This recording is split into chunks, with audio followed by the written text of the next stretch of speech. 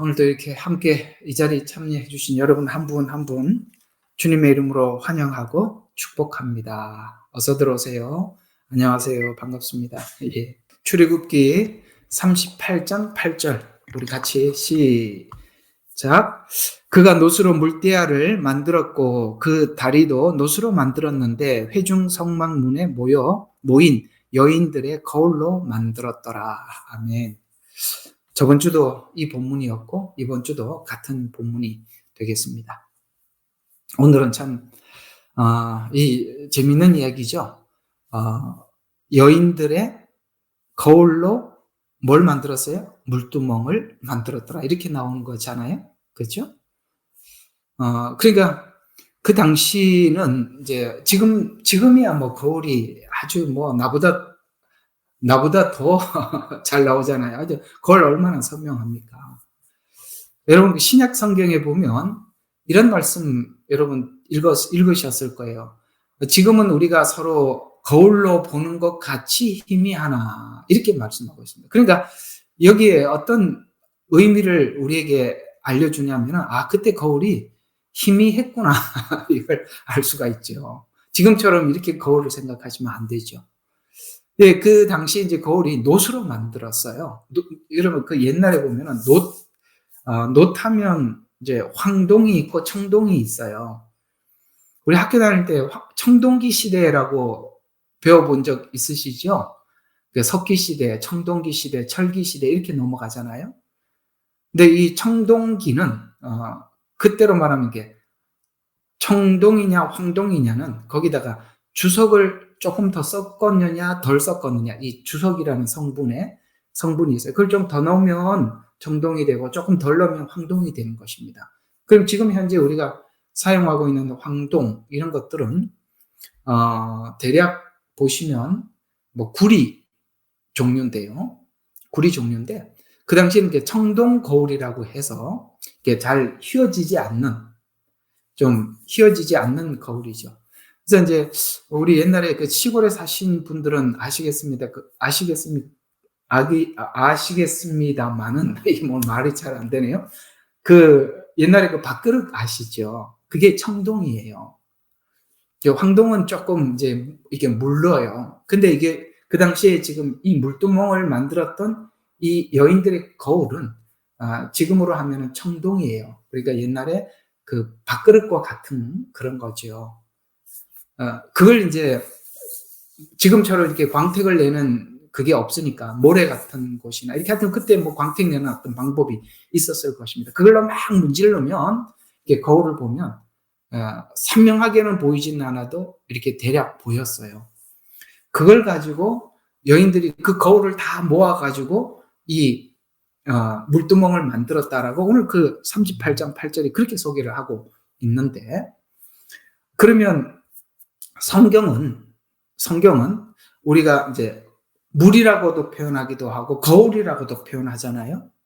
하나님 말씀을 물이라고도 표현하는 것은 우리 죄를 씻는다라는 차원에서 물이라고 표현하기도 하지만, 여기는 이제 거울이라는 것은 자기 자신을 보는 것이라는 차원에서 성경은 거울이라는 말씀을 하고 있어요. 우리가 잘 외우고 있는 이 성경 말씀이 어떤 것이냐에 대해서 디모데후서 3장 16절에서 17절에 이렇게 말씀을 하고 있습니다. 디모데후서 3장 16절과 17절에 보면 모든 성경은 하나님의 영감으로 주어진 것으로 교훈과 책망과 바로잡음과 의로 훈육하기에 유익하니. 그러니까 우리가 하나님의 사람으로 17절은 하나님의 사람으로 온전케 되어 모든 선한 일에 철저히 구비하게 하려 함이라, 이렇게 말씀합니다. 그러니까 성경의 목적은 우리를 어떻게 온전케 하는 게 목적인데, 온전케 하려면 일단은 우리가 거울과 같이 하나님의 말씀을 통해서 나를 봐야 되니까 그게 말씀이다라는 차원에서 오늘 여인들의 거울로 만들었다, 이렇게 성경은 말씀하고 있는 것입니다. 그러니까 이 거울로 만들었다는 이 말씀이나 지금 우리가 하나님의 말씀을 나 자신을 보는 용도로 쓰는다는 의미에서 같은 의미다. 그래서 오늘 디모데후서 3장 16절에서도 그것을 봐야 하니까 우리의 어떤 모습을 봐야 하니까 하나님의 말씀. 그러니까 봐야 우리가 교정해야 될 것이 어떤 것인지, 뭘 우리가 해결을 해야 되는지 우리가 알 수 있듯이 말이죠. 그래서 이 거울의 역할은 우리 자신의 모습을 비춰보고 허물을 발견하게 하듯이, 그래서 허물을 바로잡고 더러운 것은 닦아서 자신을 아름답게 꾸미는데 이 거울이 사용되듯이, 만약에 이 거울을 보더라도 우리가 하나님의 말씀을 조명해서 빛을 비춰서 내 마음에 조명해서 보더라도, 만약에 이것을 자기 자신을 바라보는 용도로 써야 되는데, 이 말씀을 안다는, 이 말씀을 아는 것을 가지고 다른 사람들의 지적, 잘못된 것들, 이런 것을 판단하는 데 쓰게 된다면, 그걸 가지고 성경은 하나님께서 우리에게 너의 들보는 보지 못하고 남의 티만 본다라고 이렇게 표현하고 있죠. 거울은 자기를 보게 하기 위한 것이지, 거울을 가지고 남한테 비추려고 우리가 거울을 사용하는 건 아니지 않습니까? 오늘 여기 이 물두멍이 어떤 역할을 하는지, 이 여인들의, 수종드는 여인들의 거울로 만들었다는 한마디를 통해서 우리에게 너무나도 많은 의미를 시사해주고 있다는 것이죠. 그래서 우리는 이 하나님의 말씀은 우리에게 거울과 같은 역할을 하는 말씀인데요. 말씀을 통해서 우리 행실이 하나님 앞에 부합되는지 우리가 말씀을 비춰보라고 하나님께서는 이 말씀을 주셨다라고 말씀을 하시면서, 히브리서 4장에 이 말씀을, 왜 우리에게 이 거울과 같은 말씀이 필요한가를 여기서 이렇게 말씀하고 있습니다. 11절, 4장 11절입니다. 그러므로 우리가 그 안식에 들어가도록 힘써야 하리니 라고 말씀하고 있습니다. 여러분, 그 안식이 뭐죠? 그 안식, 천년 왕국이에요. 우리 지금 이제 이게 뭐 이런저런 이렇게 저렇게 막 복잡하게 설명하지 말고 우리가 배운 그대로 그냥 이제 많이 기초가 닦여 있으니까, 그 안식이란 천년 왕국에 들어가야 된단 말이에요. 7년 환란이 끝나면 천년 왕국에 들어가잖아요. 그래서 그 안식에 들어가도록 힘써야 하리니 이는 아무도 똑같은 믿음 없는 본에 빠지지 않게 하려 함이라 라고 하면서, 자, 이제 아까 하나님의 말씀은 거울과 같다고 했죠. 그 거울과 같은 하나님의 말씀이 이렇게 한대요. 하나님의 말씀은 살아있고 활력이 있어. 아멘. 야, 이 하나님의 말씀이 정말 살아있어요. 그죠? 살아있기 때문에 우리 마음을 치고 우리의 영혼에 뭡니까? 강한 자극을 주고 이렇게 한다는 말이죠. 기독교가 왜 지금까지 살아있는 사람들의 변화가 실제적으로 일어나느냐? 말씀이 살아있기 때문에 그러는 거죠. 여기는 이렇게 무슬림들이 참 많이 살고 있습니다. 제가 전에 직장 생활했던 그것도 레바논 사람들 중에 기독교인도 있고 무슬림도 있어요. 그래서 여기가 무슬림들이 굉장히 많이 살아가고 있는데요. 예, 많이 살아가고 있는데, 그들은 마음의 변화가 없어요. 왜요? 그들이 가지고 있는 코란은 살아있는 말씀이 아니니까 사람들의 변화가 없어요. 근데 이 성경 말씀은 살아있기 때문에 변화가 있어요. 그래서 하나님의 말씀은 살아있어, 활력이 있어, 양날에 있는 어떤 칼보다도 예리하여서 이 칼날이 얼마나, 혼과 영, 관절과 골수, 이게 무슨 말입니까? 우리의 영이 옛날에 사단의 영에 사로잡혀 있던 우리들을, 성령을 우리가 받아들이게 할 뿐만 아니라 혼이 뭡니까? 우리 정신세계. 그러니까 예수를 믿고도 우리 정신세계가 안 바뀔 수가 없는 거예요. 정신세계가 반드시 혼이 바뀐단 말이죠. 그러니까 주인이 바뀌니까, 우리 속에 영에 있는 주인이 바뀌니까 생각이 바뀌는 건 당연한 거예요. 맞죠? 그 다음에 마음의 생각과 관절과 골수를 찔러 가르고, 이건 뭡니까? 우리의 육체. 실제 우리 영이 바뀌면 혼이 바뀌게 되어 있고, 혼이 바뀌면 삶이 바뀌어 몸으로 나타난단 말이죠. 그래서 마음의 생각과 의도를 판별하는 능력을 가지게, 이게 선이다, 이것은 악이다, 이거 하나님 기뻐한다, 기뻐하지 않는다, 이게 분별이 되도록 하나님께서는 하나님의 말씀은 그 정도로 예리하다.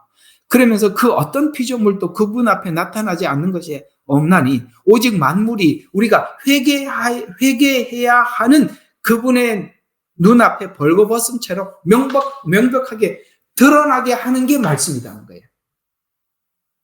우리가 하나님 앞에 가서 어떤 심판을 받아야 할지, 우리가 하나님 앞에 어떤 모습으로 서야 하는지를 성경이 다 우리에게 알려줄 뿐만 아니라 거기에 대해서 자기 자신도 말할 수 없는 노력을 하게 된다. 그래서 14절에 우리에게는 명백한 대제사장 곧 하늘로 올라간 하나님의 아들 예수께서 계심으로 우리는 우리의 고백을 굳게 붙들어야 하리라. 이는 우리의 대제사장은 우리의 연약함을 동정할 수 없는 분이 아니요 모든 점에서 우리와 마찬가지로 시험을 받으셨지만 죄는 없으시다. 이게 무슨 말입니까? 예수님께서 지금 이 말씀은 우리에게 어떤 의미를 전달해주고 있느냐면, 예수님께서 십자가에, 그러니까 육체로 이 땅에 오셔서 육체로 오신 이유를 오늘 여기 본문에 우리는 기독론적인 입장에서 보면 대속 제물이 되시기 위해서 오신 건 맞아요. 그런데 오늘 여기서는 예수님이 성육신 하신 이유를 다른 쪽에서 설명을 하고 있어요. 어떤 다른 쪽에서 설명을 하고 있냐면, 그분도 우리와 마찬가지로 육체를 입고 오셨기 때문에 마음에 갈등이 있었다는 거예요. 그 갈등이 겟세마네 동산에서 뭐합니까? 할 수만 있거든 이 잔을 옮겨달라. 왜? 육체를 가지고 있었기 때문에 그 육체가 당하는 고통에 대한 한계. 아시겠습니까? 화를 내시고. 아시겠습니까? 화를 내기도 하시고. 분노하기도 하시고. 우리가 가지고 있는 감정을 그대로 우리에게 표현해 주셨지만 그 분노가 그저 예수님 자신의 유익을 위한 분노가 아니라 우리 모두의 유익을 위해서 예수님은 분노하시기도 하시고 때로는 제자들을 받아들이기도 하시고 그렇게 우리가 가지고 있는 감정 그대로 겪으셔서 오늘 그 말이에요. 자, 15절 다시 봐요. 그 감정을 그대로 가지고 계셨기 때문에 우리의 대제사장은 지금 이제 예수님께서 하늘에 올라가셔서 우리를 위해서 중보하고 계시잖아요. 그래서 우리의 대제사장은 우리의 연약함을 동정할 수 없는 분이 아니라는 거예요. 우리의 마음을 다 알고 동정을 해주신다. 왜? 그분도 육체를 가지고 이 땅에 사시면서 우리가 겪었던 모든 고난을 함께 겪었기 때문에 하나님 앞에 어떻게 중보해 주시냐면 모든 점에서 우리와 마찬가지로 시험을 받으셨지만 죄는 없으셨다라는 말은 그것을 그 시험을 받을 때 자기 자신을 넘어지거나 그런 게 아니라 그것을 이기시고 승리하셔서 그러므로 우리가 은혜의 보좌 앞에 담대히 나가자. 야, 네가 그 꼴로 어떻게 하나님 앞에 나가냐? 이런 생각하지 마라. 아시겠어요? 사단은 뭐라고 자꾸 이야기하죠? 야, 네가 어떻게 이렇게 죄를 짓고도 어떻게 하나님 앞에 가서 용서받을 생각을 하냐? 이렇게 얘기를 하잖아요. 근데 예수님은 우리 마음을 다 아시는 거예요. 그러니까 그렇다고 하더라도 예수님은 우리를 동정하시는 분이니까 어떻게 하라고요? 우리가 은혜의 보좌 앞에 담대히 나가서 이는 우리가 자비를 얻고 필요한 때에 도우시는 은혜를 발견하기 위함이라. 그 앞에 나가면 하나님 우리를 도와주시고 또 우리에게 자비를 베풀어 주신다는 거예요. 그러니 우리는 하나님과 우리 사이를 예수님이 오셔서 충분한 중보자가 되시는 것은 육체를 입고 함께 사셔서 우리가 죽음과 사망에 매여 있을 뿐만 아니라 이 인간 관계 속에 있는 우리의 인간 관계 속에서 우리가 찾아왔던 수많은 희노애락들. 이게 한자라서 좀 어렵나요? 즐거움, 우리가 늙어가는, 그 다음에 사랑, 즐거움, 그러니까 우리 인생에 찾아오는 이게 수많은 이런 희노애락들에 대해서 예수님은 아신다는 거죠. 우리의 마음의 고통도 다 아시고. 그래서 담대히 나가라. 그럴 때마다 사단은 그런 형편에 어떻게 네가 하나님 앞에 또 나갈 수 있냐? 담배 끊는다고 했는데 끊지도 못하고 어떻게 또 그 무슨 뻔뻔한 얼굴로 또 가려고 그러냐. 그러지 말고 더 나가라는 거예요. 더. 그러면 하나님께서 뭘 해주신다고요? 자비의 은혜를 발견하게 해주셔서 그 자비의 은혜가 우리에게 어떻게 소개되고 있느냐? 가늠하다 현장에 잡혀온 여인에게 예수님께서 그렇게 자비를 베풀어 주셔서 그 은혜를 입고 그 여인이 이제는 두 번 다시 그런 죄를 범하지 않는 그런 삶을 살도록 자비를 베풀어 주셔서 네가 하나님 앞에 은혜를 받은 자가 또 죄를 지을 수 있느냐라는 질문을 스스로 자기가 자기에게 지난날 용서받은 걸 생각하게 해서 이제는 스스로 죄로부터 자기 스스로 돌이키도록 하나님께서 그렇게 은혜를 베풀어 주시고 자비를 베풀어 주셔서 스스로 죄를 끊어내도록 은혜를 주실 것이다. 그러니 죄를 지어서 부끄럽다고 못 나가 이렇게 하지 말고 담대하게 나가라. 여기 담대하라는 말이 나오잖아요. 그죠? 담대하게 나가서 하나님 앞에 기도해라. 이렇게 말씀하고 있습니다. 하나님 말씀이 그런 거죠. 우리가 구약을 잘못 이해하면 야 이렇게 하면 하나님 앞에 나오면 안 된대. 하나님 앞에 이렇게 하면은 너무 이건 죄도 이런 죄 짓고는 안 된대. 그런 게 아니란 거예요. 그죠? 다윗도 밧세바와 간음하고 난 뒤에 하나님 앞에 나가서 통곡하며 회개했더니 은혜를 입어서 그 다윗 속에 있었던 그 정말 해결할 수 없는 죄를 끊어버리고 해결했더라. 성경은 그렇게 소개하고 있지 않습니까? 주님이 우리가 짓는 죄 중에 해결하지 못할 죄가 뭐가 있겠어요? 나가셔야 되는 거예요. 하나님 은혜 앞에. 바로 하나님의 말씀은 오늘 거울과 같아서 수종 뜨는 여인의 거울과 같아서 은혜의 보좌 앞에 나가면 우리의 죄를 보여주기도 뿐만 아니라 해결을 해주신다. 이게 무슨 말이냐면 세상에 있는 모든 종교는 죄를 지적은 할 수 있어요. 맞죠? 코란경도 보면은 죄의 목록에 대해서 이것이 죄다 이렇게. 불경에도 가보면 있고 모든 종교에 죄는 지적은 해줄 수 있어요. 성경도 죄는 지적을 하죠. 그런데요, 타 종교와 기독교의 선명한 차이점이 하나가 있습니다. 기독교는 죄를 해결할 능력이 있어요. 다른 종교는 죄는 지적을 해도 해결할 능력이 없어요. 그러니까 해결할 능력이 없으니까 종교적으로 사는 거예요. 여기 있는 무슬림들 엄청 많거든요. 시간만 되면 어디 요만한 수건만한 거 들고 다니다가 시간만 되면 그 자리에다가 딱 서서 고 깔아놓고 그 사람들 그 있잖아. 이거 뭐라 그러냐? 메카요. 야, 오케이. 고맙습니다. 이게 난 이렇게 자꾸 이게 고유명사들 잊어버리면 안 되는데. 메카 방향으로 딱 전부 다 절을 하는 거예요.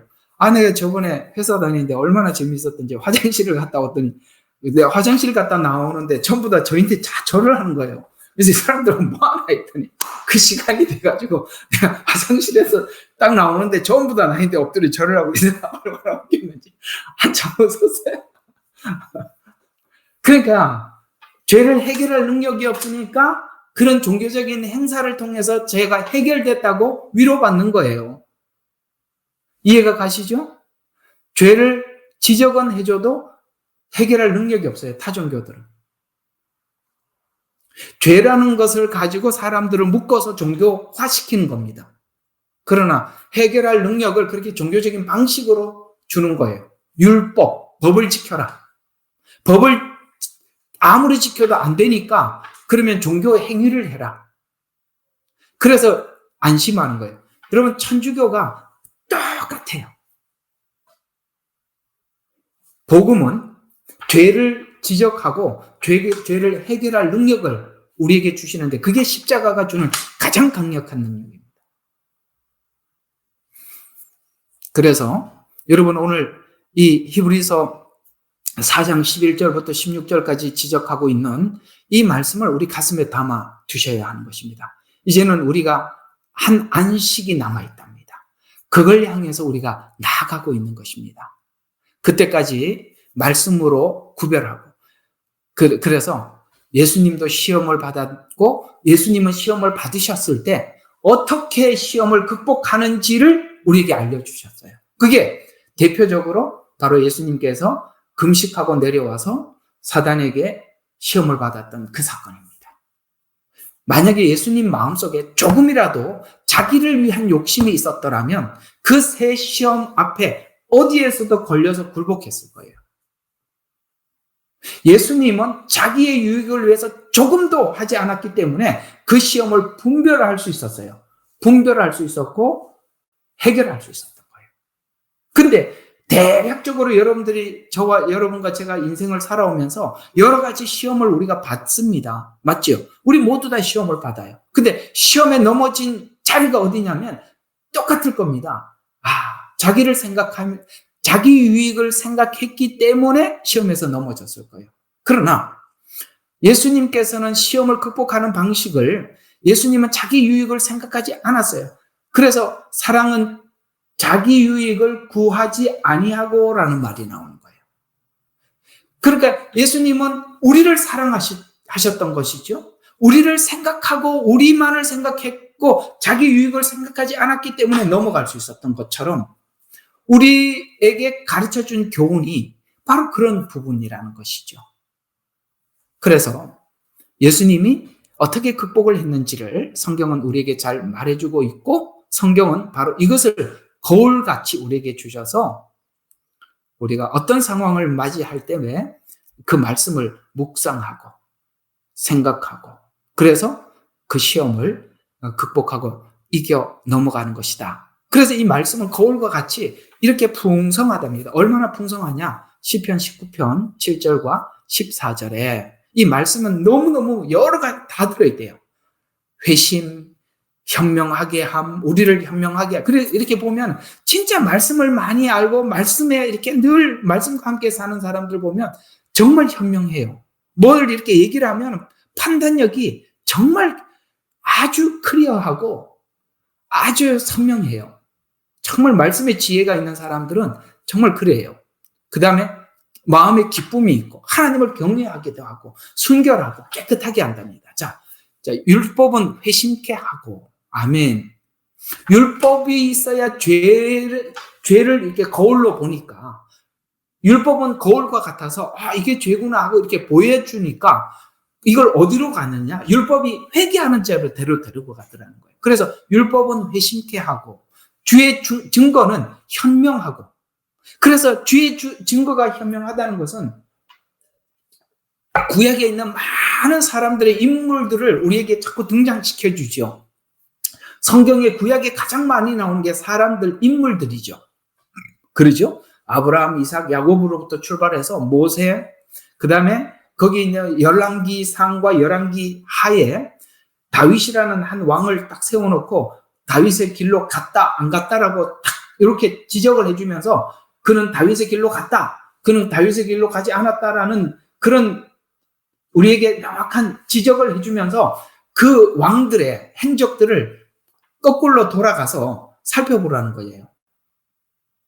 거꾸로 돌아가서 그가 이렇게 산 것은 다윗의 길로 간 것이고 그가 이렇게 산 왕들은 다윗의 길로 가지 않았다라고 기준을 딱 정해놓고 우리에게 계속 뭐를 하게 했냐면은 주의 증거가 현명하다는 것은 그들의 증거를 통해서 우리가 어떻게 사는 것이 하나님 기뻐하는 것인지 하나님이 기뻐하지 않는 것인지를 말씀을 통해서 다 조명해 주시더라는 거예요. 그래서 주의 증거는 현명해요. 그래서 또 주의 규례는 정당하여 우리를 기쁘게 하고 왜냐하면 우리가 하나님 말씀 따라 살아갈 때 우리 속에 기쁨이 오는 거예요. 맞죠? 우리가 뭐 손해를 보든 말든 간에 하나님 말씀 따라 순종했을 때 우리 마음속에 분명히 찾아오는 것은 기쁨이에요. 그래도 내가 하나님 말씀 순종해서 찾아왔던 기쁨들을 우리가 누리고 또 주의 계명은 눈을 밝게 한답니다. 여러분 이 계명들은요 우리 눈을 확 밝게 해가지고 선과 악에 대한 구분을 명확하게 해주는 거예요. 그래서 계명은 눈을 밝게 하고 그다음에 주를 경외함은 순결하여 영원히 지속하게 하고 그러니까 이게 뭡니까? 하나님의 말씀은 우리에게 영원한 변함없는 가치를 주더라. 그래서 예수님을 나는 곧 길이요 진리요 생명이라고 표현하고 있는 진리가 그 말이에요. 진리는 변함없는 가치를 주는 거예요. 그 다음에 주의 명령은 참되고 의로워서 이렇게 살아라라고 말씀하신 건 옳다 이 말이에요. 그래서 참되고 의로워서 과오를 깨닫게 하고 숨은 과오도 깨끗게 하며. 아멘. 숨어 있는 것까지 나 진짜 이런 게 내 속에 있는 줄 몰랐어. 근데 말씀이 그걸 딱 드러내 줌으로 인해서 내 속에 숨어 있는 죄까지도 드러내게 해주시더라. 그래서 주의 명령은 참되고 의로워서 과오를 깨닫게 하고 숨은 과오도 깨끗게 하며 또 고의의 죄로부터 자기를 지켜주고. 고의적인 죄가 뭐죠? 알면서 짓는 죄들. 이걸 보고 고범죄라 이렇게 표현하는 것이죠. 알면서 지은 죄들.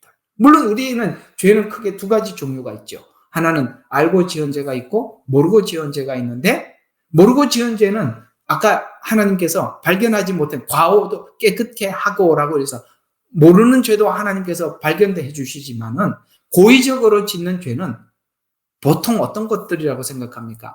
이게 내가 우리 속에 있는 그 즐거움, 이렇게 예수님을 믿고 난 이후에도 그래도 내가 이거 가지고 즐거움을 삼고 낙을 삼아 왔는데, 이것까지도 하나님 하지 말라고 하시기는 했는데 자신이 없는 그 고의적인 죄들. 이해가 가요? 이거 뭔지? 여기 있는 거룩하신 분들은 못 알아듣겠지만 덜 거룩한 사람들은 금방 알아듣어요. 자기 즐거움으로 삼는 죄인데 그런 것들 이야기하는 것입니다. 고의의 죄로 지켜주고, 또 여호와의 율법은 완전해서 우리 영혼까지 새롭게 만들어 주시더라고요. 말씀의 능력이 얼마나 큰지 아시겠어요? 그래서 우리 영혼을 소생케 하고 주의 증거는 확실하여 우둔한 자로 지롭게 한다. 우리가 정말 이게 참 이게 지롭지 못한, 좀 우리 표현으로 하면 참 멍청한데, 하나님 말씀을 가지고 우리가 살고 하나님의 말씀을 막 교훈을 삼다 보니까 우리가 어떻게 돼요? 정말 현명해지더라. 그리고 지혜롭게 되더라. 그래서 율법은 회심시키고 행실을 깨끗하게 하신다라고 우리 하나님의 말씀의 능력을 그렇게 표현하고 있어요. 어때요? 이 말씀 그대로죠? 여러분들은 하나님의 말씀 가까이 가면 갈수록 회개가 일어나고 우리가 현명해지고 우리 속에 기쁨이 있고 하나님을 경외하게 되고 우리가 점점 순결해지고 그렇게 돼 가더라는 거예요. 말씀의 능력은 이게 말로 다 할 수 없어요. 그저 하나님께서 말씀으로 우주 만물을 창조를 훨씬 넘어서서 이 하나님의 말씀은 이렇게 우리를 풍성케 하시더라라고 말씀을 하고 있죠. 그래서 이 말씀이 이렇게 크고 위대하니까 시편 119편에는 이렇게 우리에게 말씀을 9절부터 16절에, 이게 너무 길어서 이게 짧게 표현하면은, 청년이 무엇으로 그 행실을 깨끗게 하리까? 주의 말씀을 따라 삼갈 것입니다. 왜 그렇게 하필이면 청년이냐? 그러면 장년이나 노년은 예외냐? 그 말이 아니라 가장 원기왕성하고, 아시겠어요? 죄가 앞에서도 거침없이 죄를 이렇게 받아들이는 이 청년의 때, 정욕이 가득한 그 말이죠. 그래서 청년이 무엇으로 그 행실을 깨끗게 하리까? 다른 어떤 것도 불가능한데 뭐라고요? 주의 말씀을 따라 삼갈 것입니다. 주의 말씀이 그걸 절제하게 해주시더라. 이렇게 말씀해주고 있습니다. 그래서 이렇게 말씀하신 것처럼 우리는 하나님의 말씀으로 온전해지고 완전해져서 우리의 믿음의 분량이 점진적으로 그리스도의 장성한 분량에까지 우리가 자라가고 이르러 가게 될 것이다 라고 말씀을 하고 있습니다. 오늘 여기 물두멍에 있는 이 말씀은 정말 무한한 능력을 가지고 있는 하나님의 말씀임을 우리에게 알려주고 있죠. 자, 그러면 이 물두멍은 무한한 하나님의 사랑의 장소이기도 합니다. 자, 어떤 측면에서 그러냐? 마태복음 18장 22절을 보면 18장 22절에 이렇게 말씀을 하고 있습니다. 18장 22절. 자, 예수께서 그에게 말씀하시기를 나는 너에게 7번까지라고 말하지 않고 77번까지라고 하노라. 이거 예수님이 베드로에게 했던 말씀 중에 하나죠. 그래서 예수님께 이렇게 그때 베드로가 주께 와서 말씀하기를 내 형제가 내 죄를 지으면 몇 번이나 그를 용서해 주어야 하리까? 7번씩 하리까라고 하니 예수님께서 뭐라고? 너에게 7번씩까지 말하고. 여러분, 처음에 예수 믿고 마태복음 쭉 읽어가다가 여기서 이게 무슨 얘기야 하고 또 읽어보셨습니까? 아니면 그냥 바로 알고 그냥 지나갔습니까? 아, 그렇지. 저는 여기서 멈춰서 한참 생각했거든요. 야, 이거 7번 이거 할 수 없는 건데 그 뒤에 22절이 기가 막히잖아요. 뭐라고요? 이런 번씩 7번. 아니 7번 하는 것도 위대한 일인데 7번씩 읽어. 그래서 이거 뭐 잘못 적었나 하고 또 봤어요.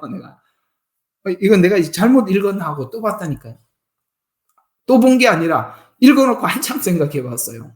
과연 이럴 만한 능력이 하나님의 말씀 안에 있는 건가? 이제는 이 말이 이해에 들어가지더라고요. 예? 누가 처음부터 이게 가능하다고 생각하겠습니까? 왜 이게 가능하죠? 우리가 하나님 앞에 받은 용서의 크기 때문에 가능한 것입니다. 우리가 하나님 앞에 용서받은 크기가 어느 정도입니까? 7번씩 7번. 주님께서 만약에 그걸 숫자를 셌더라면 우리 죄를 용서하는데 77에 49예요. 그죠? 490번. 그걸 세고 계셨더라면 우리는 490번 안 지날 사람이 여기 있나? 저는 490번까지는 안 갔습니다. 라고 할 사람의 손 좀 들어봐요. 누가 있어요? 우리가 상대방을 용서할 수 있는 크기는 내 죄의 깊이를 알 때, 크기를 알 때, 우리는 여기서 넘어가지 않을 사람이 없죠.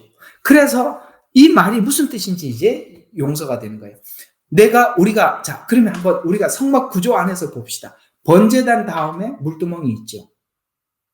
우리는 번제단에서 말할 수 없는 죄를 다 용서받았어요. 한 번도 우리가 어떤 죄를 하나님 앞에 고백했을 때 너는 이 죄는 안 돼 하고 빼놓은 게 없었죠. 여러분, 예수님 앞에 나가서 용서받지 못할 죄가 아무것도 없었거든요. 남들인데 절대 공개할 수 없는 예수님과 나만이 아는 비밀스러운 죄들이 얼마나 많이 있겠어요. 근데 예수님이 어떤 죄를 고백할 때 요거는 좀 보류하고 다음에 좀 생각해보자. 이런 건 하나도 없었다는 거죠. 다 용서해 주셨어요.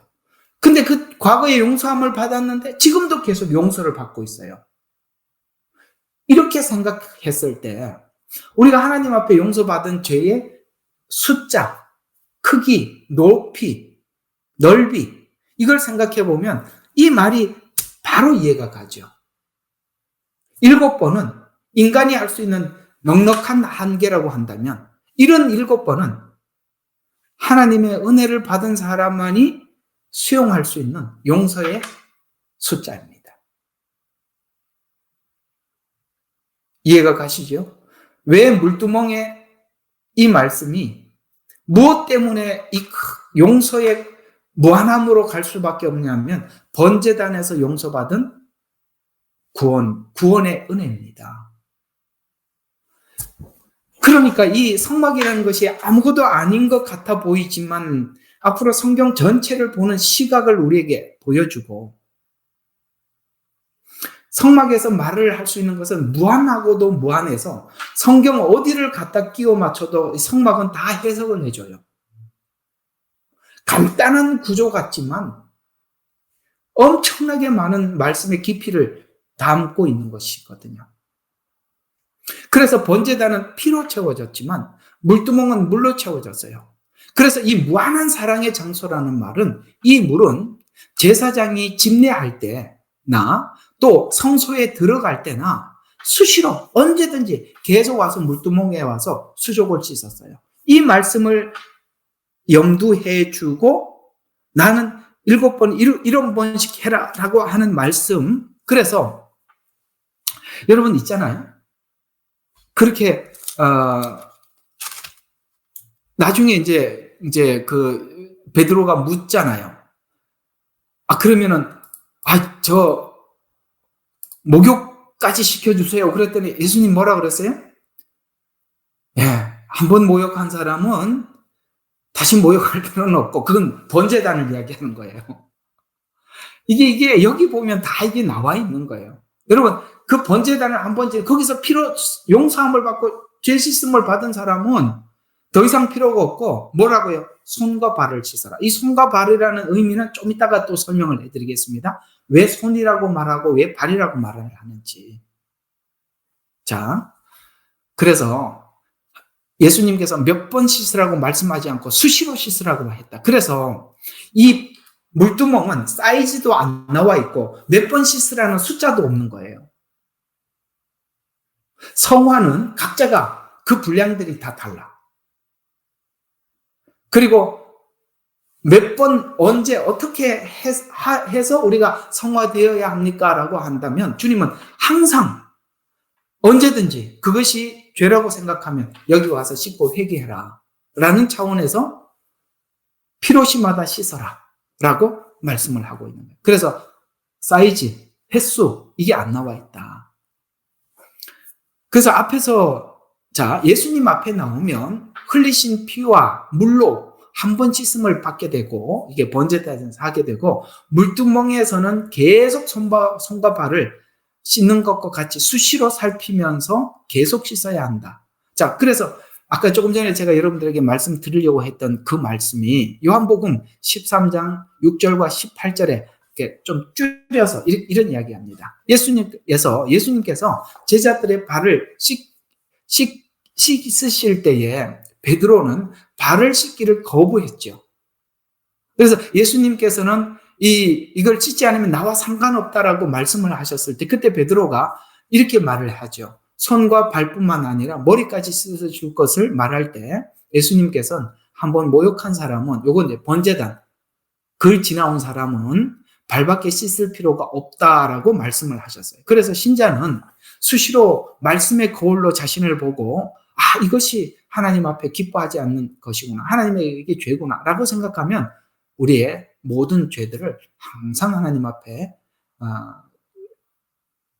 원죄는 용서함을 받았다면 자범죄는 수시로 하나님 앞에 나가서 씻어서 하나님 앞에 거룩한 삶을 살아가라라고 말씀을 하는 것입니다. 이처럼 우리는 번제단에서 이미 모욕을 했죠. 그러나 주님의 피로 구속함을 받았다 할지라도 매일 짓는 자범죄는 몇 번이고 몇십 번이고 관계없이 회개하라라고 말씀을 하셔서 오늘 금방 읽었던 마태복음 18장 22절에 베드로가 용서에 대해서 예수님께 질문을 했을 때 예수님께서는 70번씩 7번이나 용서하라고 말씀하신 것입니다. 이것은 제한적인 용서가 아니라 무제한적인 용서를 말씀하셔서 제사장이 성소에 들어갈 때나 제사에 집례할 때 수시로 수족을 씻듯이 우리의 죄 역시 주님 앞에 고백할 때 주님은 우리의 죄를 끝까지 용서해 주십니다.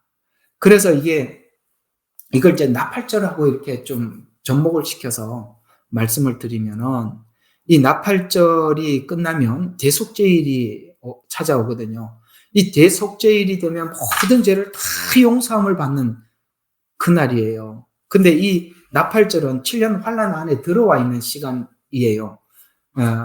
이게 나팔절기 이런 걸 잘 듣고 또 공부하신 분들은 알아들으시겠지만 어쨌든 공부 안 한 분들도 그냥 알아는 두세요. 그래서 이 나팔절이 점점 가까우면은 그러니까 나팔이 계속 부러지면은 대속죄일이 임박한 거거든요.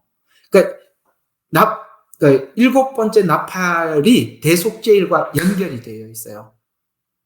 근데 이 유대인들이 이 나팔절이 불면 특히 이 마지막 나팔이 불 날이 가까이 오면 올수록 사람들이 자기 죄를 자꾸 하나님 앞에 찾아서 자기 속에 있는 죄들을 찾아서 혹시나 사람들 사이에 뭔가 이렇게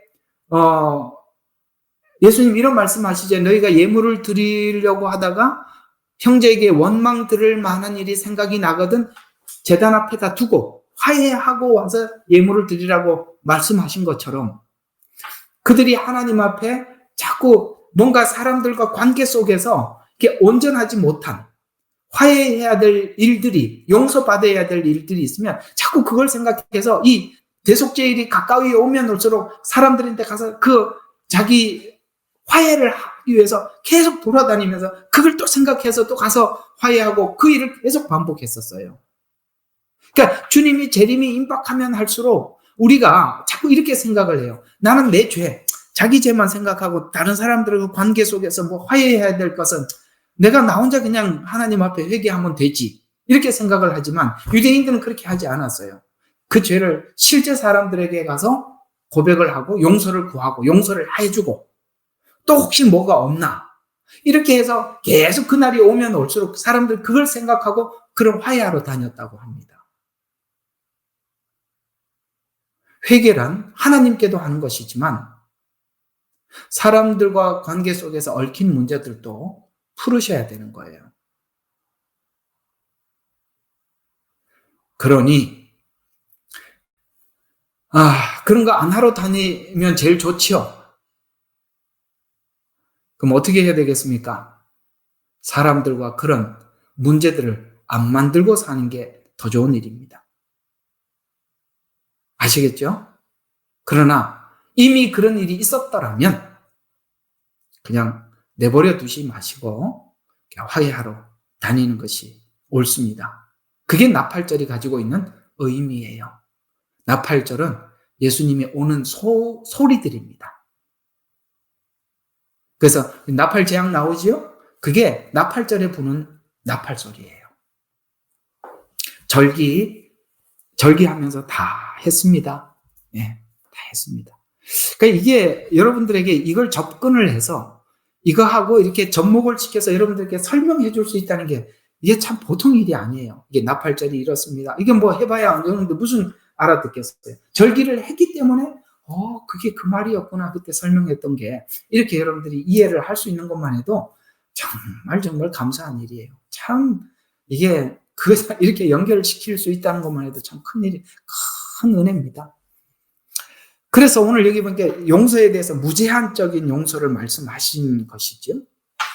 우리가 이 무제한 용서는 우리가 하나님 앞에 어떤 죄가 용서를 받았는지를 여러분들에게 알면 할 수 있다라고 말씀을 드렸습니다. 그래서 이러한 용서는 번제단에서 보였던 우리가 주님 앞에 용서함을 받았던 그 번제단에서 보인 그리고 물두멍에서 보인 주님의 무한한 사랑입니다. 그 횟수에 상관없이 손을 씻으라고 말씀하신 것처럼 베드로전서 4장 8절에는 사랑은 허다한 죄를 덮느니라 라고 말씀하신 것처럼 주님은 우리를 죽기까지 사랑하셔서 용서하셨다라는 이게 우리 가슴 속에 있을 때 우리는 사람과 적을 만들지 않고 혹 적이 됐더라도 내가 먼저 가서 화해할 수 있는 그런 사람이 되더라.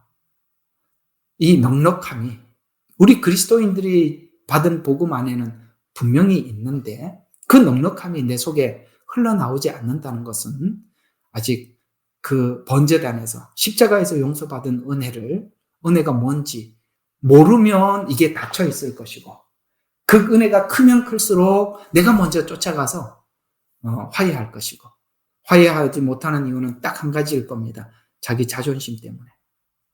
우리 옛날에 내가 먼저 손 내밀지 못하고 이런 찬양 오늘 우리 이따가 한번 불러볼 건데요. 내가 먼저 이거 적어놔야 안 잊어버려요. 이걸 조금 불러보면 그 찬양 안에 그런 가사가 나오잖아요. 나는 어찌 된 사람인가. 우리 속에 있는 자존심 때문에 내가 먼저 가서 손 내밀지 못하는 거잖아요. 우리가 하나님의 은혜를 생각해 보면 못할 일이 뭐가 있겠어요. 저번에도 제가 설교 시간에 잠깐 말씀을 드렸습니다만 어떤 목사님이 너무너무 자기 치명적인 어떤 자기 자존심에 상처를 입었어요.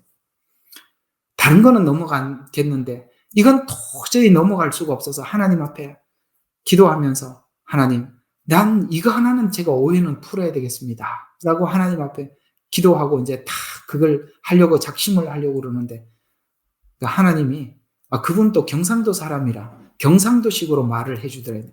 종이 자존심이 어디 있노? 이래더라는 거예요.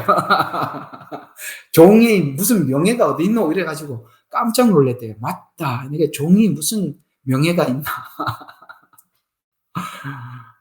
네 명예 때문에 그렇게 하냐? 그렇게 해서 그 자리에서 내려놨다고 합니다. 저는 그분이 정확하게 응답을 받았다고 생각합니다. 딱 정확하게 하나님이 응답해 준 건 맞아요. 여러분, 우리는 주님의 것이 됐잖아요. 우리는 주님의 종들입니다. 물론 하나님의 자녀예요. 신부는 그렇습니다. 그러나 이제는 이 땅에 그리스도의 빛과 소금이 되기 위해서 보내졌다면 우리는 분명히 주님의 종들입니다. 종은 이름도 없고 명예도 없죠. 내가 마음에 스크래치가 가고 내 마음의 상함, 그게 무슨 상관이 있겠어요? 주님의 영광이 나타날 수 있다면 우리는 뭐도 해야 되는 거예요. 종으로서. 무엇이라도 해야 되잖아요. 이런 것조차도 우리가 작은 일조차도 하지 못하면 우리는 다시 한번 하나님 앞에 용서받은 그 목록들을 다시 살펴볼 필요가 있습니다. 얼마나 큰 은혜를. 그래서 그 데나리오 빚진 자 이야기가 그 얘기예요. 그렇죠? 우리는 용서받을 수 없을 만큼 용서를 받아요. 번제단에서 그 용서를 받았는데 아니 조금 빚진 자를 붙잡아가지고 용서하지 못하고 그렇게 한다면 우리가 과연 앞에 용서받은 그 번제단에서 용서받은 그걸 지금 도대체 아는지 모르는지 모르는 거예요. 그렇죠? 우리는 그걸 생각을 해보면 우리 용서는 무한하게, 그래서 이 물두멍은 번제단은 정말 무한한 능력을 가지고 있고 그것이 물두멍에서 우리가 하나님 앞에 죄를 지을 때마다 스스로 씻으러 나오는, 다른 종교들은 물두멍이 없어요. 번제단도 없죠. 죄를 용서해 주는 데도 없고 용서해 줄 수도 없어요. 다른 종교들은 눈에는 눈, 이에는 이, 이렇게는 반응할 수 있어도 눈에도 용서, 이에도 용서, 이렇게는 못 가는 거죠. 그게 기독교 복음이 주는 능력이다, 무한하다, 이런 이야기입니다. 또 손과 발을 씻으라는, 여기까지는 오늘 해야 돼요. 손과 발을 씻으라는 말은 어떤 의미를 담고 있느냐면 손과 발은 바로 이런 것입니다. 제사장이 성소에 들어가기 전에 물두멍에서 수족을 씻어야 했습니다. 왜냐하면 발이라는 것은 주님의 선한 일을 위해서 걸어가는 순종을 의미해요. 발. 그 다음에 손은 충성스러운 봉사를 의미하는 거예요. 그러면 우리 발은 내가 오늘 이리로 갈 수도 있고 저리로 갈 수도 있지요. 내가 하나님 앞에 내 발이 죄를 선택하는 길로 갈 수도 있고 하나님이 원하는 길로 갈 수 있는 결정을 내 발이 하는 거죠. 내 생각이 하고 내 발이 걸어가는 거죠. 그런데 오늘 내가 하나님이 기뻐하지 않는 길로 가서 죄를 범했다면 그 물로 씻으라는 거예요. 손은 뭐라고요? 봉사를, 순종을 의미해요. 그래서 손은 충성스러운 봉사를 의미하는데 성소에, 이제 성소, 이건 이제 끝나면 우리 성소로 들어가서 성소에 가면은 세 가지 기물이 있죠. 떡상이 있고 분향단이 있고 촛대가 있습니다. 이제 이거는 하나의 우리가 하나님 앞에 부름받은 봉사의 장소거든요. 우리가 하나님 앞에 봉사를 하려면 뭐가 깨끗해야 됩니까? 손과 발이 깨끗해야 돼요. 조금 전에는 죄 짓고 살다가 또 오늘은 하나님의 일을 하겠다고 발이 와서 그렇게 한다면 이게 이중 생활을 하는 거잖아요. 혹 그렇게 죄된 길로 갔더라도 씻고 오라는 거예요. 회개하고 그 일에 참여하라는 거예요. 그런 의미에서 손과 발을 깨끗이 해라 라고 말씀을 하고 있는데, 그러니까 손과 발을 깨끗이 한 자는 성소에서 집례를 할 수 있게 돼요. 그 직분을 감당해요. 그래서 야고보서 4장 8절에 오늘 여기 손과 발을 물두멍에서 씻으라는 말을 알고 보니까 이게 그 말이구나라는 걸 알게 되죠. 야고보서 4장 8절에 하나님께 가까이 나가라. 그리하면 하나님께서 너희에게 가까이 나가시리라. 죄인들아, 손을 깨끗이 해라. 마음이 갈라진 자들아, 마음을 정결케 하라. 마음이 결정을 해서 발이 갔단 말이에요. 오늘 여기 그대로 표현하면은 내 마음이 결정해서 발을 갔어요. 그래서 마음이 갈라진 자들아, 마음을 정결케 해라. 죄인들아, 손을 깨끗이 하라는 말이 이렇게 여기 물두멍이라는 이해를 하고 나니까 야고보서 4장 8절이 그 말이구나 하고 알게 되는 거예요. 이해가 가죠. 그러니까 여기 신약에 애매하게 숨어있는 말들은 이런 데 다 이렇게 연결이 되어 있어서 이 말씀을 충분히 이해하지 못하면 손을 깨끗이 하라? 이게 무슨 말이지? 이렇게 된다는 말이죠. 성소에 들어가서 봉사를 하기 위해서는 무엇보다 정결함이 가장 중요한 목록인데 그 정결해야 하기 때문에 봉사의 동기도 정결해야 하듯이 아시겠어요? 봉사의 동기도 정결해야 돼요. 동기. 자, 이런 걸 보셔야 돼요. 세상 사람들은 결과를 보고 그 사람이 위대하다, 위대하지 않다 이렇게 결정을 합니다. 그러면 세상 사람들이 결정하는 결정의 판단의 기준은 뭐냐면 성공과 성공하지 못함이에요. 성공하면 위대한 사람으로 봐요. 그러나 성공하지 못한 사람은 위대하지 않은 사람으로 봐요. 하나님은 뭘로 보느냐? 동기를 가지고 위대하고 위대하지 않은 것을 하나님께서 판가름해 주시는 거예요. 그러면 사뭇 다르죠. 사뭇 다르죠. 세상은 크기와 성공을 기준으로 해서 성공한 자와 성공하지 않는 자, 위대한 자와 위대하지 않는 자 이렇게 나누죠. 그렇게 보면 이렇게 되는 거예요. 여러분, 큰 교회를 한 사람들은 위대하고 하나님 앞에 인정을 큰 교회를 할 만큼 인정을 받은 것이며 위대한 사람인가요?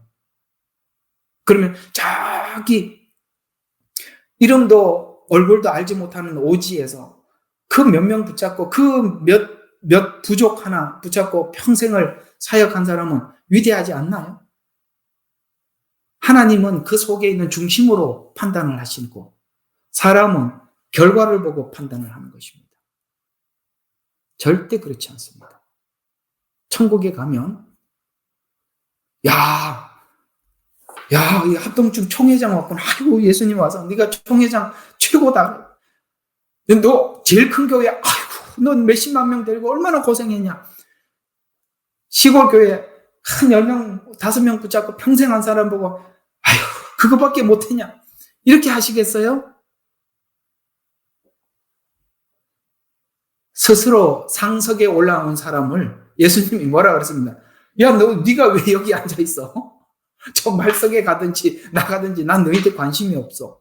저 말석에 있는 사람 보고 주님이 올라오라고 하시듯이 그건 마지막 때 주님이 평가할 일이에요. 나는 이게 여러분 이런 데 속지 마세요. 큰 교회 목사가 설교한 것은 그 사람 설교는 다 맞았고 그 작은 교회 시골 교회 아무도 사람도 별로 없는 이름도 없는 사람이 이야기한 것은 그건 다 틀렸고 그게 바로 세상 사람들이 보는 기준으로 보니까 그런 거예요. 그렇지 않습니다. 주님은 마음의 동기를 살피시는 분이에요. 이제 성소에 들어가서 하나님의 직분을 감당할 거예요. 이제 앞으로 성소 들어가면 이 직분이 뭔지 다 설명 나오는 거예요. 그런데 성소에 들어가서 봉사를 하기 위해서는 진짜 중요한 것은 자기 자신의 정결함이에요. 그래서 주님은 봉사의 동기를 보는 거예요. 그것이 정결하냐? 네가 무엇 때문에 하느냐? 이걸 묻는 거예요. 한 양을 보고 결과를 보고 하는 게 아니라 동기가 뭐냐라고 묻는 거예요. 그래서 우리가 동기가 정결해야 하듯이 손이 정결해야 하고 발과 같이 내가 움직여 가는 곳 내가 왜 갔느냐? 거길 왜 갔느냐? 그 동기도 깨끗해야 한다. 손이 깨끗해야 돼. 봉사의 동기. 네가 왜 거기 가서 그걸 하는지 그 동기부터 첫 동기부터 깨끗해야 한다.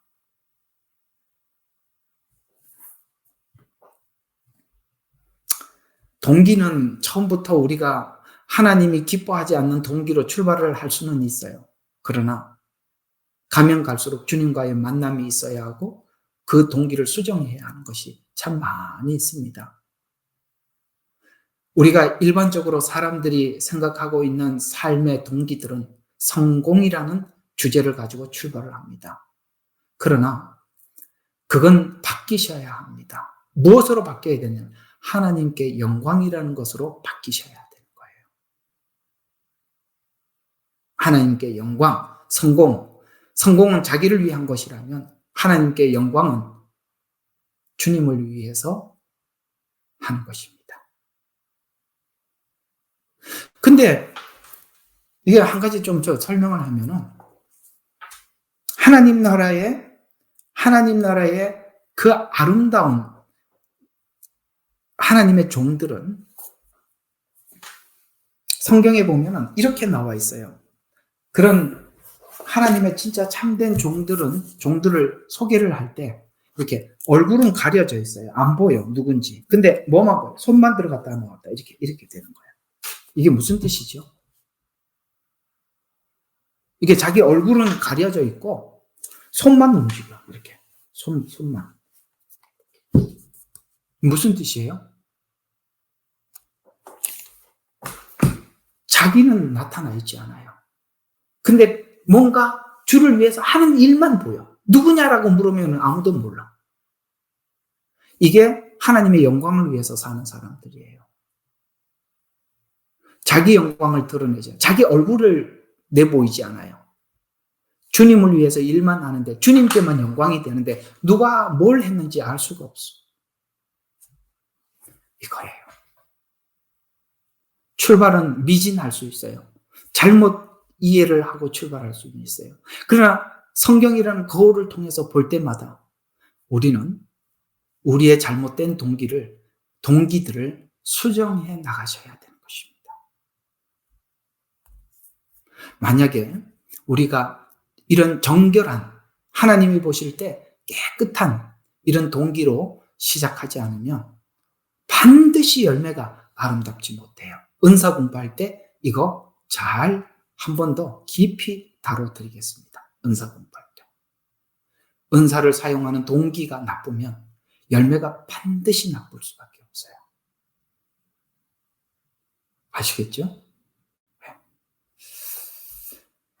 자, 이게 아마 여기 또 하나 더 있구나. 자, 그래서 시편 24편 3절 4절에 보면 여호와의 산에 오를 자 누구며 주님과의 그 만남의 자리 누가 오를 것이냐? 그의 거룩한 곳에 누가 설 수 있으리요? 자, 누가 설 수 있는지 답을 해주죠? 깨끗한 손과 순결한 마음을 가진 자, 그 마음을 헛된 것에 두지 아니하며 거짓을 맹세하지 않은 자니라. 이렇게 말씀하고 있습니다. 누가 하나님의 정상에 설 것이냐? 누가 주님을 만날 것이냐? 손과 마음이 깨끗한 사람. 마음이 헛된 것에 두지 않고 거짓으로 맹세하지 않는 자. 그가 주님과의 진정한 만남을 갖게 될 것이다. 이렇게 말씀을 하고 있습니다. 오늘 물두멍 다 설명한 것은 아니지만 오늘 이야기들 한번 정리를 해보겠습니다. 하나님의 말씀은 기독교와 타종교의 다른 점은 뭐라고 그랬죠? 타종교들은 죄는 지적을 합니다. 근데 죄를 극복하기 위해서 율법이라는 법칙을 정해놓고 이 범위 안에서 살면 된다라고 나름 정해놓고 살지요. 불가에서는 그 법을 정해도 안 되니까 아예 속세를 떠나서 깊은 산속에서 살아라 하는데 그 안에서 마음으로 수도 없이 죄를 지을 겁니다. 여러분, 우리가 환경을 바꾼다고 해서 조금은 도움이 되겠죠. 그렇죠? 그러나 우리 마음에 근본적으로 하나님의 터치를 받지 못하면 그거 생각으로 수도 없이 죄를 짓는 것입니다. 그래서 죄를 해결하는 방법을 죄를 짓는 환경에서 떠나는 방식이다라고 정해놓은 게 불가예요. 이슬람은 어떻게 해놨죠? 법을 정해놓고 이 법칙 안에서 살면 된다라고 법을 정해놓지요. 그렇죠? 모든 종교들이 사실 이 범주 안에서 떠나지는 못하고 그 안에 다 있습니다. 천주교도 똑같아요. 천주교는 짬뽕을 해놨죠. 오직 복음만이 그 피가 우리의 양심에까지 흘러 들어가서 우리의 근본을 바꾸는 것입니다. 오늘 여기 우리가 들어봤을 때 말도 안 돼 보이는 우리가 용서를 몇 번 하리까라는 질문 앞에 7번이 구약에서 말하는 최고의 용서인데 7번씩 70번씩이라는 이 기가 막히는 요구를 예수님이 하시잖아요. 이게 처음에는 너무 기가 막혀서 이게 가능한 일인가라고 생각을 하겠지만 아니죠. 그게 가능한 이유가 우리 마태복음 18장에 보면 그 한번 읽어드려 보겠습니다. 자, 이렇게 18장이죠. 23절부터 이런 말씀이 쭉 나오죠. 천국은 마치 자기 종들과 계산하고자 하는 어떤 왕과 같으니 그 왕이 계산을 시작하니 1만 달란트 빚진 한 사람을 자기 앞에 데리고 왔는데 갚을 것이 없어서 그의 주인이 명령하기를 자신과 그 아내와 자식들과 그 소유를 다 팔아서 빚을 갚아라. 이렇게 해서 이건 뭡니까? 가장 소중하게 마지막 보류들 다 팔아서 갚으라라고 명령하니 그 종들이 왕 앞에 엎드려 경배하여 말하기를 주여 참아주소서 그러면 제가 갚겠나이다라고 하니 그러자 그 종의 주인이 그를 가엾이 여겨서 풀어주고 그 빚을 탕감해. 우리는 탕감받은 사람들이 그죠? 그냥 용서받은 거예요. 뭘 해서 한 게 아니라 그냥 주인이 그냥 일방적으로 해준 거예요. 왜? 우리는 우리 죄 문제를 스스로 해결할 수가 없어요. 그냥 탕감을 해주셨어요. 그러나 그 종이 나가서 자기 100데나리온 빚진 동료 중 한 사람을 만났는데 그를 붙들어 멱살을 붙잡고 말하기를 내 빚을 갚으라고 하더라. 그러자 그의 동료 종이 그 발 앞에 엎드려 말하기를 간청하여 말하기를 참아주게. 그러면 내가 다 갚겠네 라고 하나 그가 들어주지 않고 오히려 가서 빚진 자를 갚을 때까지 감옥에 집어넣었더라. 그러므로 그의 종들이 그 일이 일어난 것을 보고 매우 딱하게 여겨 그들의 주인에게 가서 일어났던 일들을 모두 말하라. 그때 그 주인이 그를 불러서 말하기를 악한 종아 내가 애걸하기에 나는 내 모든 것을 탕감해 주었더니 내가 내게 가엾이 여김 같이 너도 그 동료 종들을 불쌍히 여기는 것이 당연하지 않겠느냐라고 하며 맞죠? 당연하죠. 근데 그의 주인이 화가 나서 그 사람에게 진 빚을 다 갚을 때까지 형리에게 넘겨주더라. 그러므로가 이제 답이에요. 이와 같이 진심 내서 우러나와 형제 각 사람을 그들의 잘못과 더불어 용서하지 않으면 이 조건절이 아니라 이게 무슨 뜻이냐면 이 주기도문에도 용서하는 자 용서함을 받는다는 말이 아니라 이 사람은 근본적으로 탕감받은 것에 대한 이해가 없었다라는 이야기를 하는 거예요. 마땅치 아니하냐라는 당연하지 아니하냐라는 말에 우리는 탕감받은 용서함을 받은 사람들은 예 당연하지요라고 더 이상 여기서 끝나는데 이 사람은 왜 용서해 주지 못했느냐? 용서받은 걸 모르는 거예요. 지금 기본적으로. 이 조건절이 아니라 당연하지 아니하냐에서 우리는 당연한 거예요. 그러나 이 사람이 용서하지 못한 것은 자기가 탕감을 받은 그 은혜와 기본이 없는 거예요. 아예. 그럼 만약에 우리가 누군가를 용서해 줘야 될 사람 앞에 서서 우리 자신을 한번 테스트해 볼 필요가 있어요. 여러분, 오늘 이 말이 그냥 슬쩍 지나가는 말이 되어서는 안 되는 거예요. 여러분 어떠세요? 해주는 것이 당연하지 않느냐? 라고 주님이 물었을 때 여러분과 저의 마음속에 어떤 대답을 하고 계시나요? 당연하죠. 그래서 그걸 여러분들 실천에 옮기러 가셔야 되는 거예요. 해야 되는 거예요. 나는 그냥 하나님 앞에 회개했어. 이렇게 끝날 수 있는 이야기가 아니잖아요.